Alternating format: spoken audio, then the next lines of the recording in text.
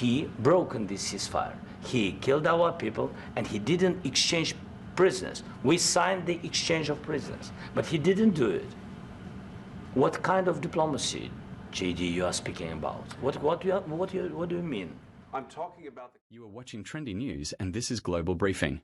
Tonight, we present an in-depth analysis of the Trump-Putin summit scheduled for August 15, 2025, in Alaska. This marks the first direct meeting between US President Donald Trump and Russian President Vladimir Putin since 2019, and the first bilateral summit hosted on US soil since 1988. The summit is poised to center on efforts to halt the war in Ukraine.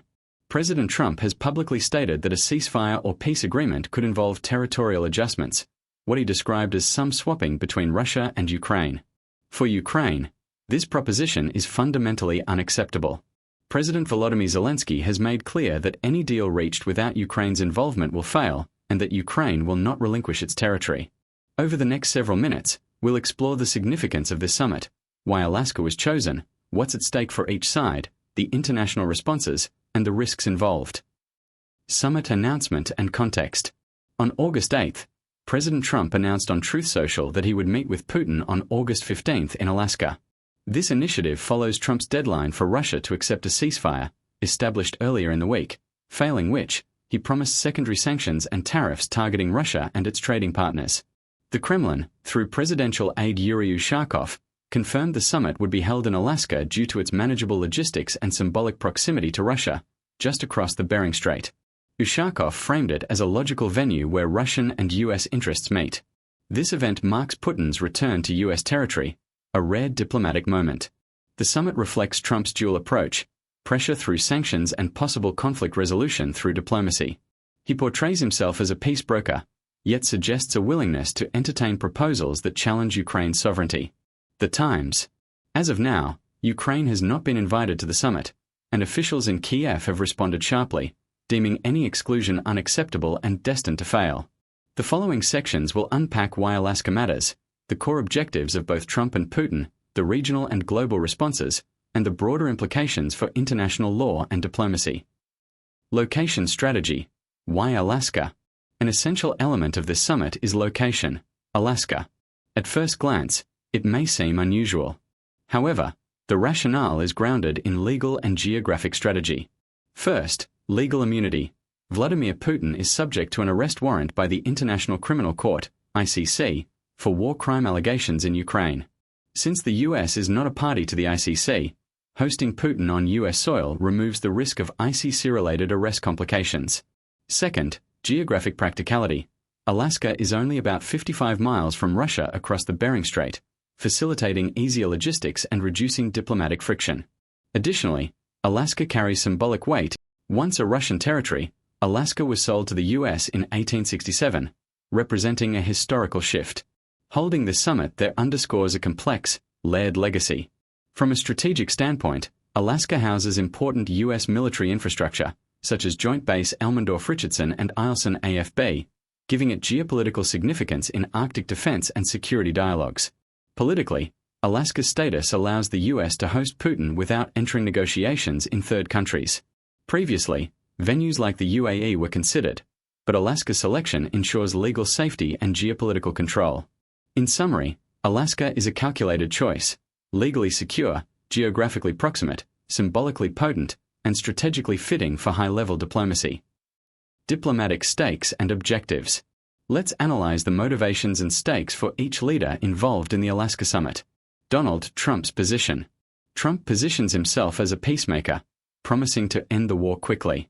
He sets firm deadlines and threatens sanctions to pressure Russia.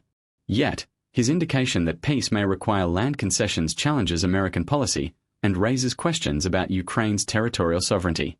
From a political standpoint, delivering a peace outcome, regardless of its substance, could bolster Trump's international leadership image and strengthen his narrative as a deal-maker. Vladimir Putin's aims. Putin sees this summit as a chance to rotate the narrative. It gives him legitimacy by engaging in direct talks with the US president and potentially achieving formal recognition of Russian control over key Ukrainian territories like Donetsk, Luhansk, and Crimea. The move reflects his long-standing strategic goal, negotiating spheres of influence reminiscent of Cold War diplomacy. Ukraine's exclusion. Ukraine's leadership is unequivocal. Achieving peace without Kiev's participation is impossible. Zelensky insists that any agreement without Ukraine is invalid and illegitimate. The absence of Ukraine and Europe from negotiations erodes legitimacy and risks alienating allies. The summit could be symbolic rather than substantive if U.S. strategic leverage. Trump's sanction strategy includes secondary tariffs against countries buying Russian oil. Although this targets Russia indirectly, it also strains relations with key actors like India, as timely tariff adjustments could hinder diplomacy. Global implications. This summit could mark a turning point if a ceasefire or agreement emerges. Reactions and risks. We now turn to the reactions and inherent risks surrounding the summit. Ukraine's response. President Zelensky strongly rejected any talk of giving up land.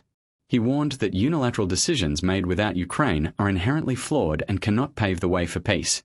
He reiterated the need for Ukraine's inclusion, stressing the importance of respecting its sovereignty. International perspectives. European allies and NATO voices have expressed concern over Ukraine's exclusion. They emphasize that peace negotiations must involve all stakeholders to uphold credibility and international law. But we have some other things to announce later on in the day. Peter, please. Related, just because you mentioned the elusive peace in Ukraine. Who is holding up this Ukraine ceasefire summit? Is it Putin or is it Zelensky? Well, I think it's that one is, as you know, we've been working on a lot of these deals. We've closed every single one of them all throughout the world, and that's the last of them. And they're losing, Peter, about 6, maybe even 7,000 soldiers every single week.